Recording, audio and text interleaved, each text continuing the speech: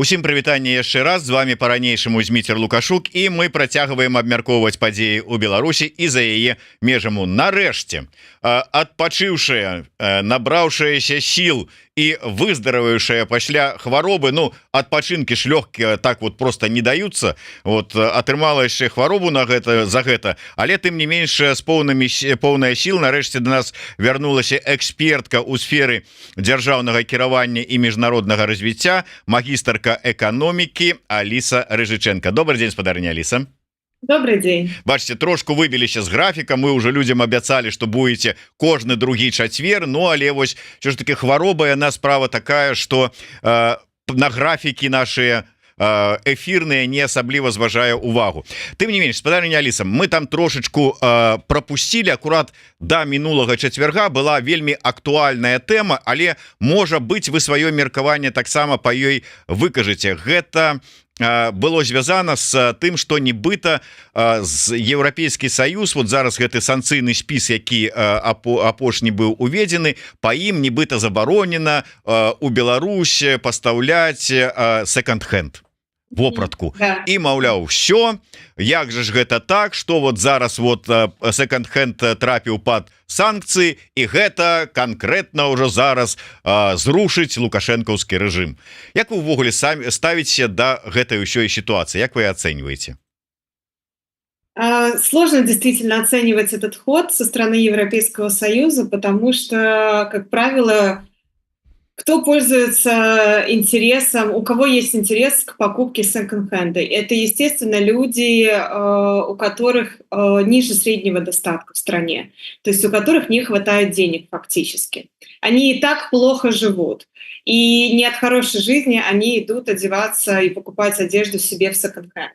И, конечно, такие санкции в первую очередь негативно повлияют на простых граждан. А вот как раз белорусский режим может от этого усилиться, потому что от безвыходной ситуации людям действительно, возможно, придется покупать те же белорусские товары, Белэлектром, который пусть и стоит дороже, чем секонд-хенд, но просто из-за отсутствия альтернативы какой-то придется идти и нести эти деньги в государственную организацию и фактически в государственную казну. И это просто укрепит режим, а не подействует в обратном, как намеревались сделать это с санкциями. Поэтому для меня это очень тяжело оценивать эти санкции как эффективные. Очень спорная реакция будет у населения и очень спорные результаты, которые принесут эти санкции. Тым не менш, я ўжо бачыў выказванне экспертаў розных, ну і не толькі эканамістаў, але так і сацыолагаў і дзяржаўнага кіравання, што ну нічога асаблівага з секонд-хендамі, з крамамі гэтымі не здарыцца, не закрыюцца, не знікне секонд увогуле з ось гэтыя крамы, што будуць яны ўсё адно.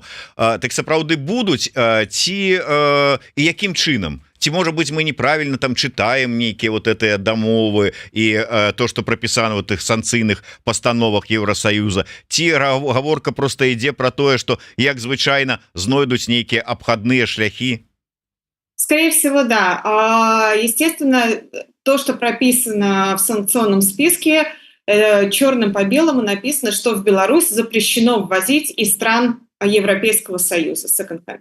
То есть это предполагает, что в Беларусь не будут попадать эти товары, да, в виде секонд-хенда. Но мы знаем о том, как прекрасно белорусский режим и белорусские бизнесмены, причастные или не причастные к режиму, неважно, умеют и способны обходить санкции, и как они ловко находят пути обхода этих санкций. Скорее всего, секонд-хенд не умрет, он будет просто заводиться через другие страны, через какие-то другие альтернативные пути. Но опять же, это все будет приводить только к увеличению издержек бизнеса и к увеличению стоимости для конечного потребителя. То есть будет иметь такой проинфляционный фактор. Будут просто расти цены тогда и на эти товары. У той же час, калі вот пачаліся размовы про тое, что гэта удар такі по шараговым беларусам, якія с аднаго боку эканомяць, каб набываць больш танныя товары, з другога боку, ну хай і БУ, але ўсё ж таки гэта брэндавая вопратка, і хочется вот это показыраць, что ты вот тут у брэндавай вопратцы, что гэта по гэтым людям ударыць. У адказ сказали: а вы ведаеце, колькі на гэтым секондам зарабляе рэжым? Гэта мільёны долараў, і маўляў, вось гэтае абмежаванне, гэта удар по рэжыму. Вот все ж таки ён будзе удар гэты ці не? Вот пазбавіцца рэжым гэтых мільёнаў, якія атрымлівае з секонду, ці не? Сложно сказать, потому что мы не знаем конечных выгодополучателей, да, у фирм секонд-хенда. Понятно, что крупный бизнес, который работает внутри Беларуси, у него так или иначе есть какие-то связи, подвязки или еще что-то, да, если у него есть возможность развиваться. Еще есть другая сторона медали, даже если мы говорим о том, что секонд-хендом владеют люди, не приближенные к Лукашенко, это существенное поступление в казну в виде налогов. Потому что люди торгуют, и они, естественно, платят подоходные налоги со своих продаж. И, конечно, если мы увидим сокращение секонд-хенда, увеличение стоимости, что повлияет на снижение спроса на эти товары, то Лукашенко, перестанет он зарабатывать миллионы, будет зарабатывать сотни тысяч. Окей. Но, если честно, для меня сложно оценить как положительные эти санкции и эффект от этих санкций. І тады мы, як мне падаецца, вельмі плаўна пераходзім да наступнай тэмы, якую вы акурат таки прапанавалі абмеркаваць. І здавалася, прычым тут секонд-хенд і, скажем, як сабраць дзіця ў школу беларускім бацькам, але насамрэч размова ідзе про тое, якія выдаткі, на што выдаткоўваць і гэтак далей. Так вось, як вы лічыце, сёлета, вот, заўсёды гэта любімая была тэма ўсіх незалежных СМІ напярэдадні там 1 верасня падлічыць, колькі абыходзіцца сабраць сёлета бацькам дзіцё ў школу. Вот ваши разлікі, наколькі сёлета у Беларусі гэта сапраўды сур'ёзная тэма? Это была серьезная тема еще 6 лет назад, когда я жила в Беларуси. И у меня тоже есть ребенок, и меня это касалось. И на сегодняшний день мне сложно оценить в каком-то стоимостном факторе, да, сколько это будет конкретно стоить. Если верить государственной пропаганде, которая заявляет, что ребенка можно собрать на сумму в районе 1000-1200 рублей в школу, это одна цена. С другой стороны, у меня есть много знакомых, у которых есть дети, которые озвучивают совершенно другие цифры, и это цифры порядка 3-3,5 тысяч рублей для того, чтобы собрать ребенка в школу. И это абсолютно такая действительно существенная разница, как два разных полюса на Земле.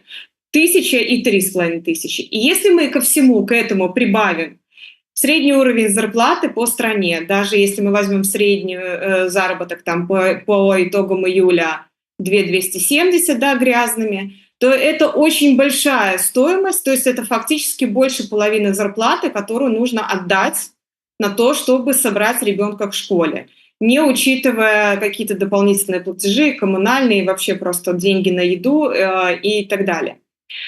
Конечно, это несоизмеримые расходы, если сравнивать их с доходами белорусов.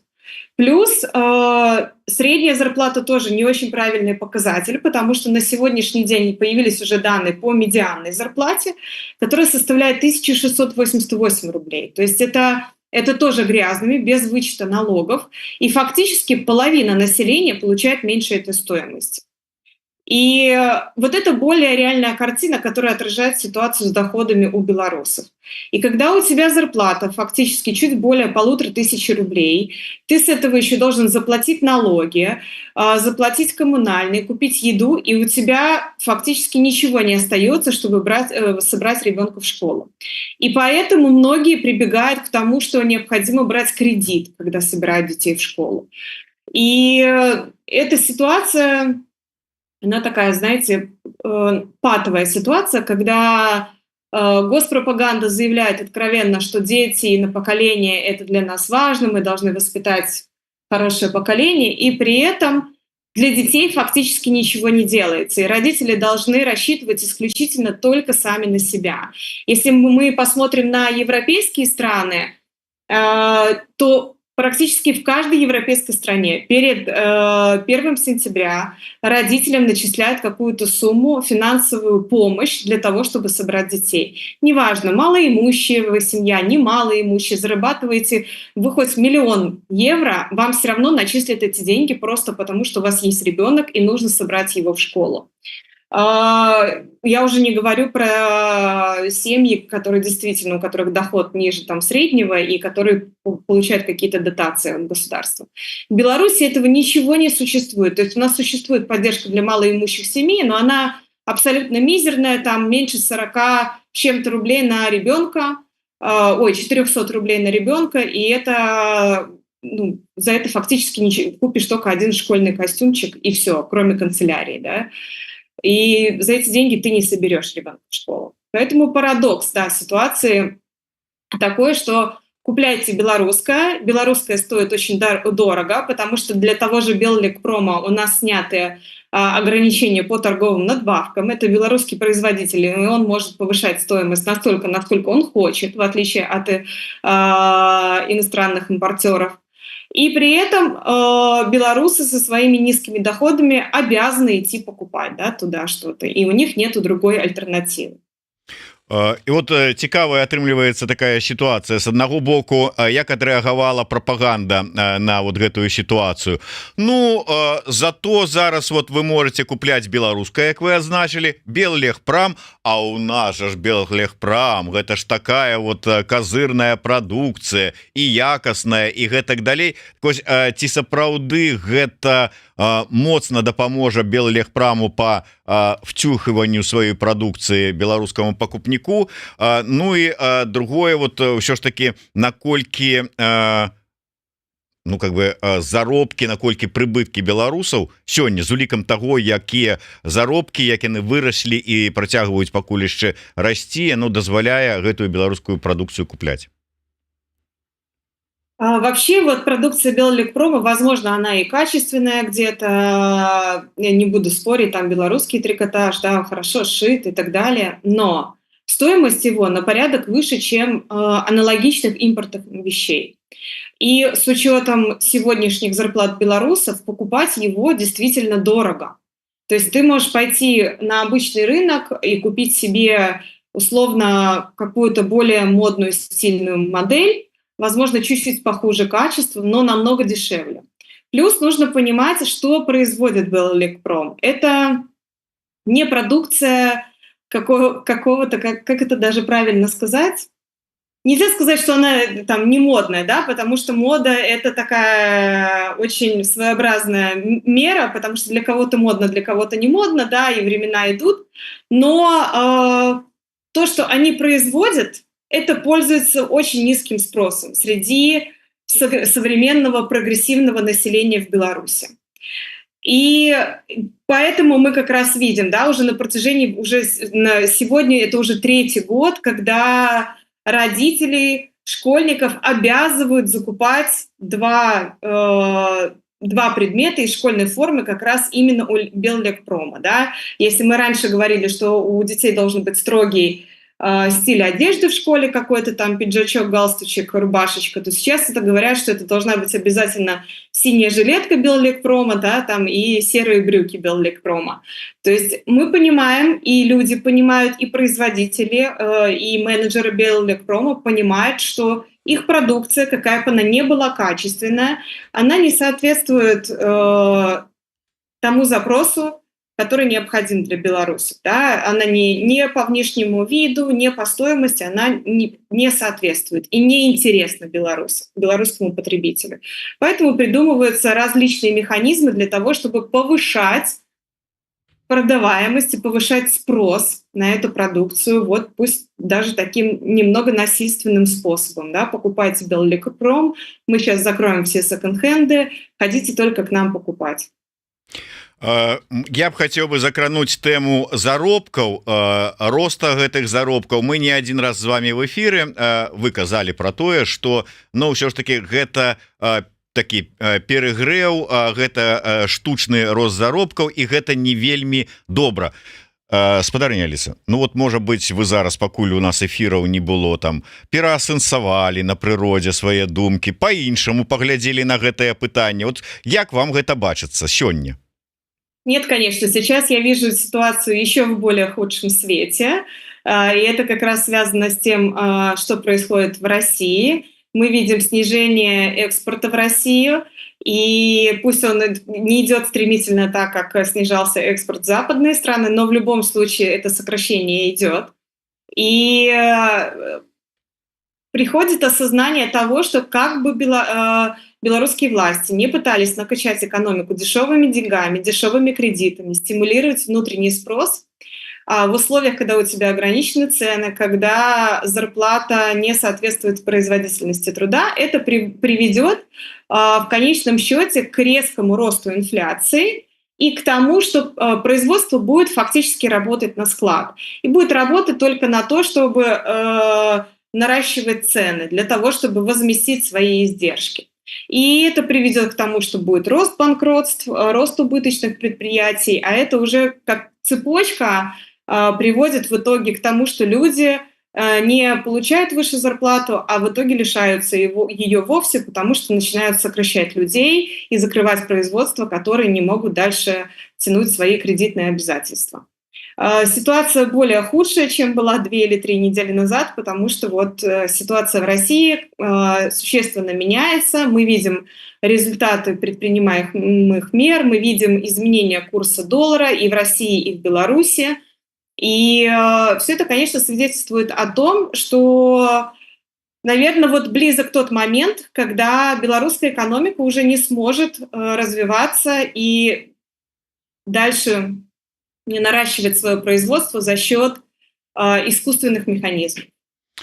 Ну вот, я вам повинен сказать, как бы я не ведаю, может быть, это будет удар по вот вашим меркаванні, вы пераасэнсуеце зараз усё, тому что я цитую словы наместника министра экономики Андрея Картуна, які піша: на мове оригинала: в Беларуси рост реальных зарплат и доходов опережает динамику ВВП, но тут необходимо учитывать несколько нюансов. Во-первых, если говорить о заработной плате, то вместе с ее ростом снижается и количество занятых в экономике по объективным причинам. В итоге издержки труда в себестоимости продукции держатся на уровне около 22% уже долгие годы.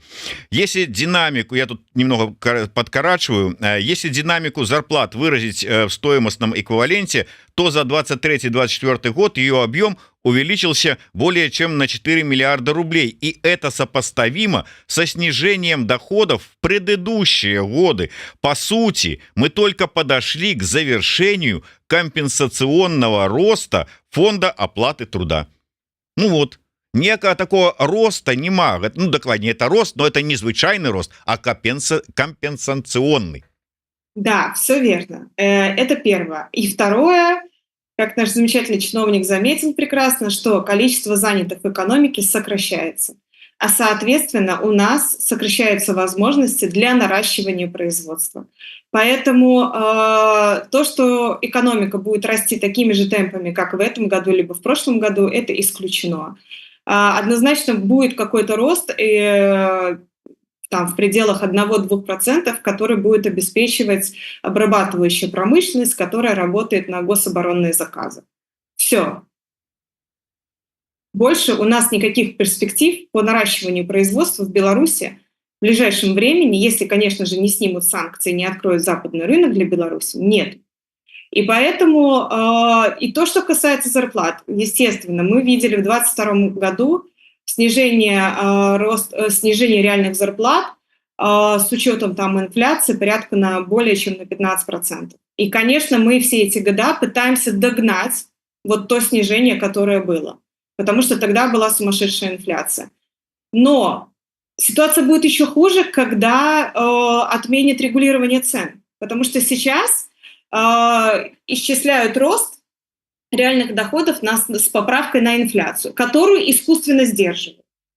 Но опять же, если посмотреть на изменение цен, если мы видим в годовом исчислении инфляции там, в районе 5%, то если посмотреть на изменение цен, то продукты питания за последние 3 года прибавили порядка 40% стоимости. Например, бытовая химия выросла по стоимости в 1,5 раза.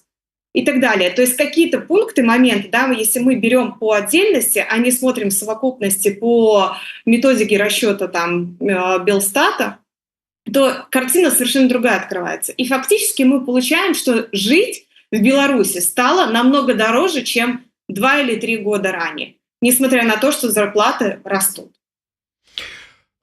Шановны спадар, нам не ведаю наколькі правда шановны, але першы намеснік міністра эканомікі дазваляе нам яшчэ адной дакладней працягам гэтай цытаты перакінуць масток да яшчэ адной тэмы, якую вы таксама прапанавалі. Я цытую, вот ён как бы рассказаўшы про компенсационный рост фонда оплаты труда. Далее пишет: поэтому в целом сегодня белорусская экономика функционирует в нормальном температурном режиме.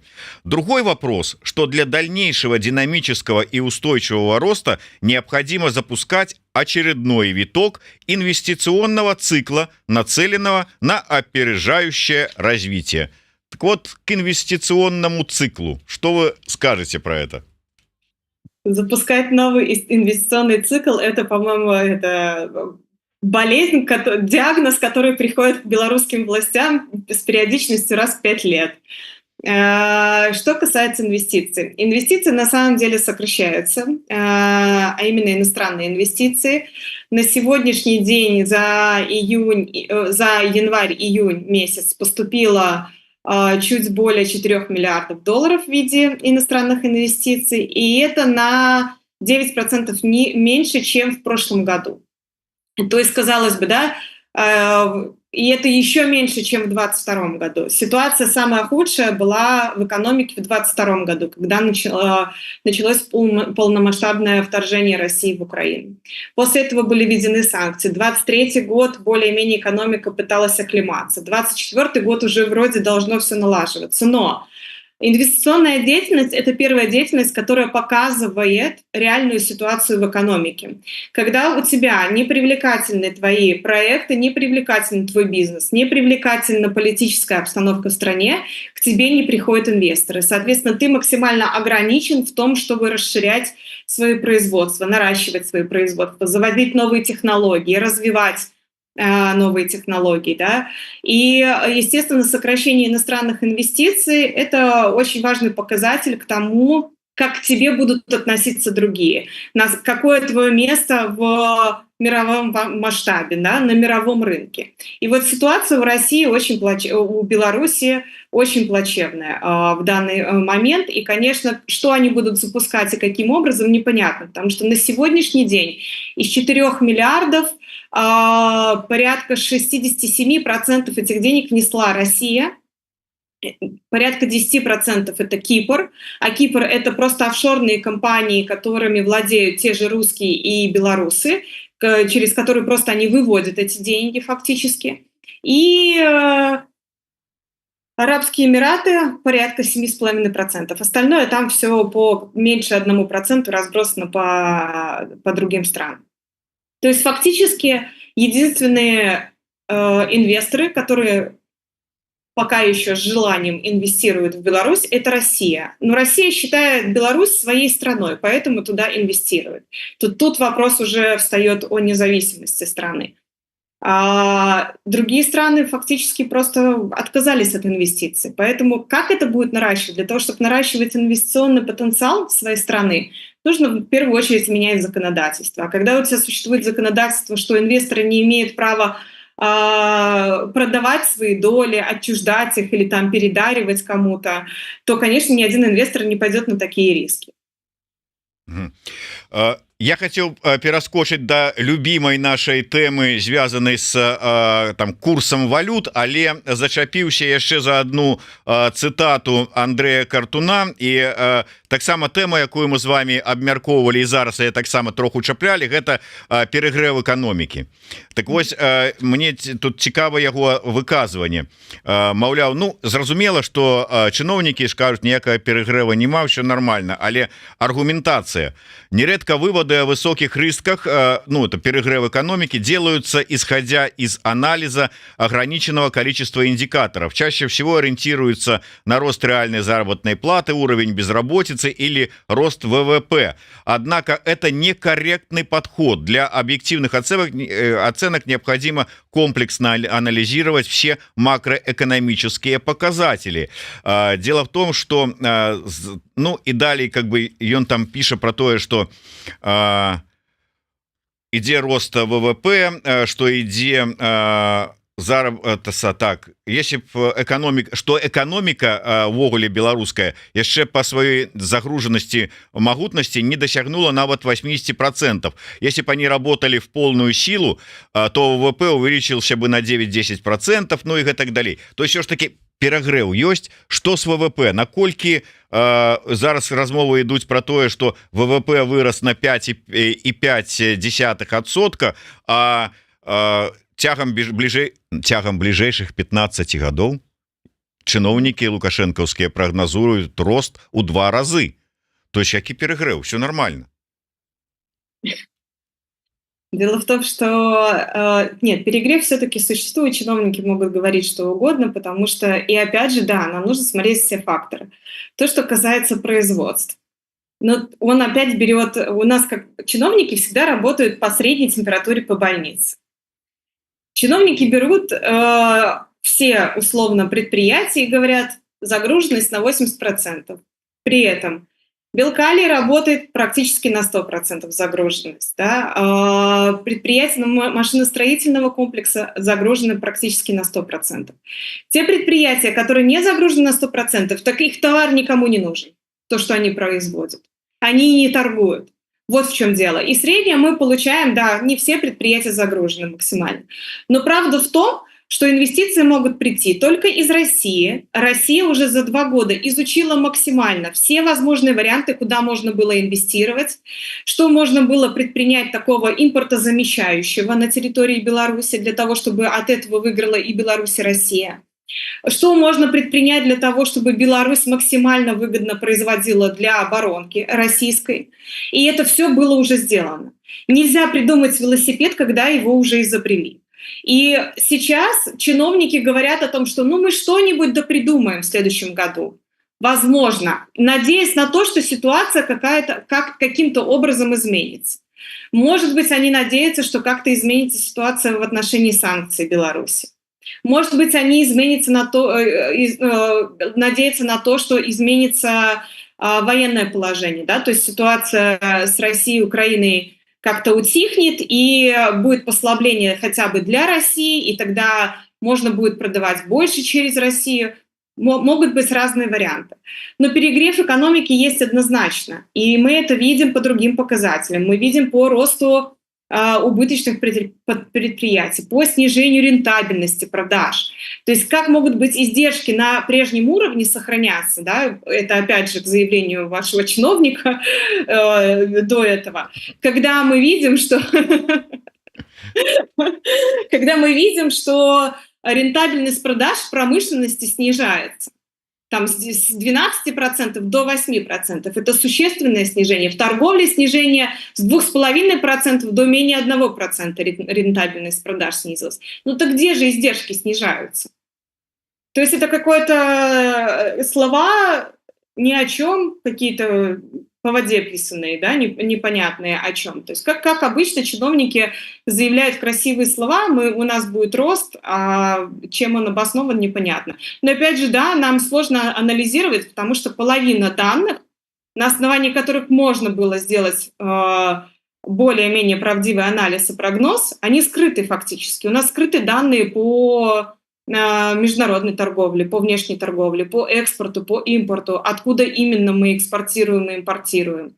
И эти данные тоже очень важны. Какую группу товаров мы экспортируем и импортируем, да, в основном. И на основе этих данных можно было бы уже действительно что-то анализировать и сказать конкретно, что нет, вот роста не будет, потому что. Но сейчас это сложно сказать, да, и мы можем только предполагать. Но пока показатели все ведут к тому, что экономика перегрета абсолютно искусственными механизмами, дешевыми кредитами и высоким спросом со стороны России, который сейчас закончится. Ну, по крайней мере, в ближайшее время он будет сокращаться, особенно это касается потребительских товаров. Так, спадарня Аліса, я ў пэўнай разгубленасці зараз знаходжуся. Я вам прачытаў цытату першага намесніка міністра эканомікі, на што вы сказали ваш чыноўнік, а я вот да таго, як вы это сказали, адкрыў, падрыхтаваў тут цытату Лукашэнкі і зараз думаю, чытаць яе ці не чытаць. Читается, ладно. Слово ваш я не буду употреблять. Вот дзякую хоть на тому что сапраўды, ну может быть цытату я читать не буду, але Лукашенко ж чарговы раз вырашыў праверыць там, как там пажываюць коровы на там в рэгіёнах, звярнуўся да тэмы сельскай гаспадаркі. Вот, ну і как бы іншага апроч таго, як слова жах у яго там не знайшлося, тому что там, ну без цытаты не абайдуся, хотя просто тут скажу, что ён адзначыў, что нягледзячы на тое, што ў гэтым годзе павялічылася вытворчасць малака на 6,5%, з жывёлы і птушкі амаль на 4,5%, але все это на фоне вялікага падзежа, які вось адбываецца, памірае скаціна просто. Я разумею, что все ж таки вот экономика, вы экономист, але ну все ж таки сельская гаспадарка частка экономики. Что адбываецца с сельской гаспадаркой Беларуси, вот с этими галинами, наколькі яна уплывае на агульную температуру по больнице белорусской экономики? Вообще сельское хозяйство чувствует себя не очень хорошо в Беларуси, и этому способствует множество факторов, а в первую очередь, что практически все сельское хозяйство находится в государственных руках, а не в частных, и там совершенно не развивается фермерское хозяйство частное. Что сейчас происходит? Если мы посмотрим на статистические данные, то картина вроде даже впечатляющая. Если мы видели по итогам первых 6 месяцев рост порядка 10%, то по итогам 7 месяцев мы увидели рост 17%. Но опять же это связано с тем, что у нас ранние сроки сбора урожая, да, и это напрямую влияет на прирост в сельском хозяйстве. Но в целом сельское хозяйство ощущает себя очень плохо. Если брать все колхозы, там вообще структура очень сложная, потому что к успешным колхозам и предприятиям сельского хозяйства прикрепляют убыточные предприятия и колхозы. И таким образом делают общую картину, что вроде бы все и ничего в нашей стране.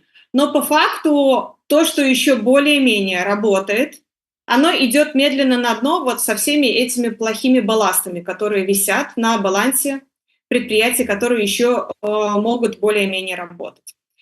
Сложно сейчас сказать по цифрам, но все равно сельское хозяйство, оно занимает очень маленькую долю в белорусской экономике. Менее 1% дает процентного пункта к приросту ВВП в среднем. При росте производительности в сельском хозяйстве на 10%. То есть такое несоизмеримое. Да? Если мы брали бы, например, ту же IT-отрасль, да, которая давала там еще в 2021 году плюс 10 процентных пунктов, при объеме своей всей отрасли там в 3 раза меньше, чем, например, сельское хозяйство, да, и по количеству занятого населения, и по объемам и так далее. Поэтому, конечно, сельское хозяйство, там нужны кардинальные перемены, и это не будет, эта отрасль никогда не являлась и не будет являться при действующем правительстве каким-то драйвером нашей экономики. Спадарня Аліса, можа троху дзіўнае пытанне, але я разумею, што асабліва вот калі з эканамістам гаварыць на такія надзённыя нейкія там здарэнні і там канфлікты, то яно не ўсё праяўляецца адразу, трэба пэўны перыяд, але як вам падаецца, ну можа быць просто так на такое развагі, тое, што адбываецца зараз на вайне, вот эта курская аперацыя, як яна можа паўплываць на вот стан беларускай эканомікі? сложный вопрос, если честно, потому что, насколько я понимаю, да, в этой ситуации, то есть все, что происходит в Курской области, это для того, чтобы перекрыть поставки оружия, да, из России в Украину российским войскам.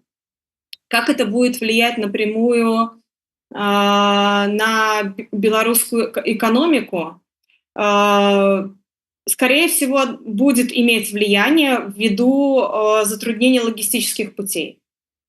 В любом случае, Курская область – это часть России, и через которую проходят, да, те или иные логистические пути. И так как белорусский экспорт завязан на Россию, максимально завязан, то, скорее всего, это будет иметь какое-то влияние. Мне сложно, честно, судить о том, какое это будет экономическое влияние в каких-то цифрах, да, там, или измерить это, там, это будет снижение в 1% ВВП, либо там это как-то повлияет на экспорт в каком-то объеме, в цифровом. Очень сложно об этом судить, но думаю, что влияние будет в любом случае. Любые изменения на территории России, они приводят к изменениям на территории Беларуси. Я чаму спытаўся, тому что просто потрапіў, прыгадаў навіну, якую чытаў некалькі дзён таму, про тое, что узніклі у беларускага боку праблемы лагістычнага характару с правозам сваіх грузаў далей по расійскай чыгунцы, вот по тэрыторыі, тому что, ну, там же ідзе перацэпка, наши ідуць там, перадаюць з рук у руки расійскай чыгункі, а там нема лакаматываў, потому что все локомотивы завязанные на поставки военные.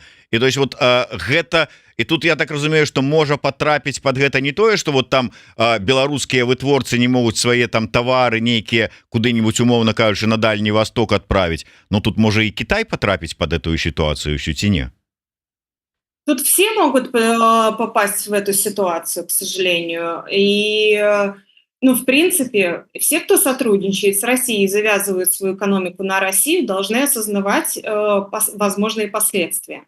Когда страна фактически вступает в войну с другой страной, то нельзя рассчитывать на то, что действия будут происходить только на территории другой страны, и это никак не повлияет.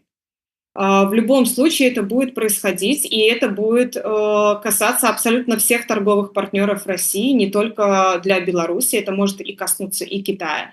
Но, скорее всего, Китай более важный экономический партнер для России, чем Беларусь. И поэтому как раз-таки Беларусь будет страдать здесь в большей степени, потому что Беларусь будет отходить на второй план, да, перед выбором с Китаем.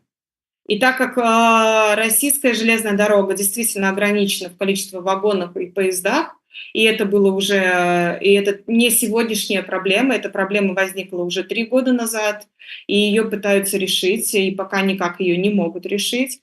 То есть перспективы построения там нового какого-то вагонного завода, который будет производить новые вагоны и так далее, это все перспектива ближайших 5-7 лет, не ранее, и поэтому все могут попасть под это, да. То есть это может задеть всех однозначно. Ну и давайте на завершение нашей размовы все ж таки звернемся до ситуации на валютным рынку. Калі глядзець нават сённяшнія навіны, то на торгах на беларускай валютной фондовой бирже сёння изноўку вырос курс и доллара, и евро. Доллар падаражаў на копейку, евро падаражаў на 3,8 адразу копейки. І прычым гэты рост ужо некалькі дзён я назіраю, хотя там былі і нейкія падзенні, вось гэтыя качэлі, там арэлі, як любяць казаць эканамісты. Гэта звычайная з'ява. Тут ёсць на што тут звяртаць увагу, увогуле вашыя ацэнкі ўсёй гэтай сітуацыі? Ну, это, в принципе, те последствия, которые наступают по итогу введения санкций против Мосбиржи, а именно вот то, что сейчас происходит в России. То есть фактически российские импортеры не могут проводить межграничные валютные сделки в юанях, из-за чего возник огромный дефицит юаней в России, и поэтому импортеры были вынуждены вернуться к старым валютам фактически, к доллару и евро, из-за чего спрос на эти валюты в России вырос. и, и, соответственно, курс изменился, да, в сторону увеличения и удешевления рубля.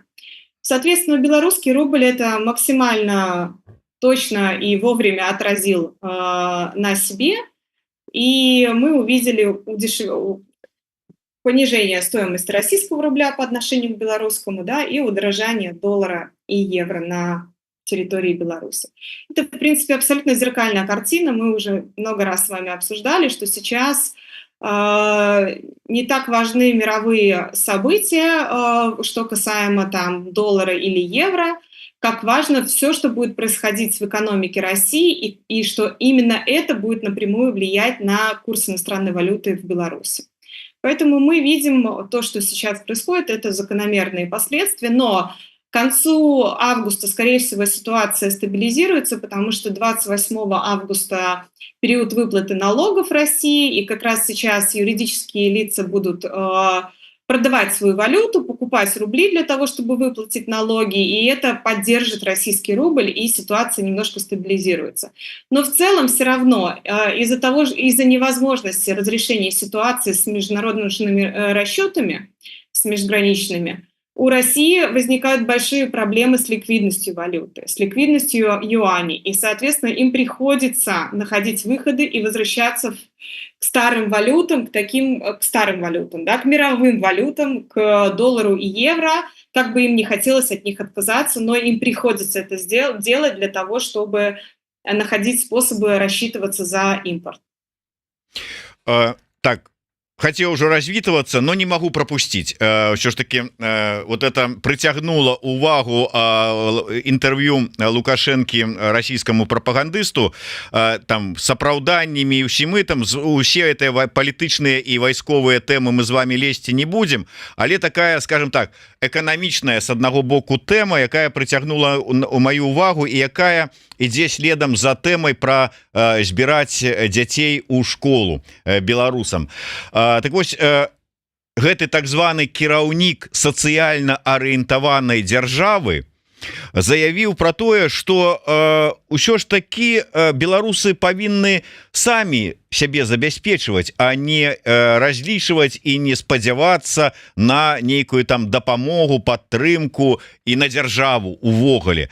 Ну, я разумею, что там народец вот все-таки не той дастаўся Лукашенко, это ён зразумеў нарэшце, але вот тое, что так вось зараз поворачивается, это ўся, то есть как бы той, что яны прызнаюць, что не такое ж оно и социальная гэта держава. Вы уже добра узгадали про тое, что ніякай дапамоги по, скажем на дзяцей нема. Калі вось у Польшчы мало того, что люди атрымліваюць 800 злотых штомесяц, просто вот так вот программа 800 плюс так называется, а перад школой до 1 верасня яшчэ дадаткова добрый старт программа называется, атрымліваюць яшчэ пэўныя грошы, то там нічога. Так узнікае, конечно, пытанне, дзе ж сацыяльная дзяржава насамрэч, але вось тое, что зараз вот на эту тэму актуалізаваўся ён свае размовы, гэта сведчанне того, что что-то не тое в эканоміке, ці што, навошта это было говорить? Конечно, он фактически готовит людей к тому, что скоро мы отменим вообще любую социальную помощь. Не будет вам ни бесплатной медицины, не будет вам никаких бесплатных школ или еще что-то. Мы, в принципе, сейчас это видим. И будем честными и откровенными. Белорусы всегда сами на себя рассчитывали. У правительства Беларуси была единственная задача – не мешать. Не мешать рассчитывать самим на себя. Но мы видим уже на протяжении 4 лет фактическое уничтожение частного бизнеса, уничтожение частной медицины, уничтожение частных школ, закрытия, да, каких-то там. И это все противоречит тому, что вот сами о себе беспокойтесь.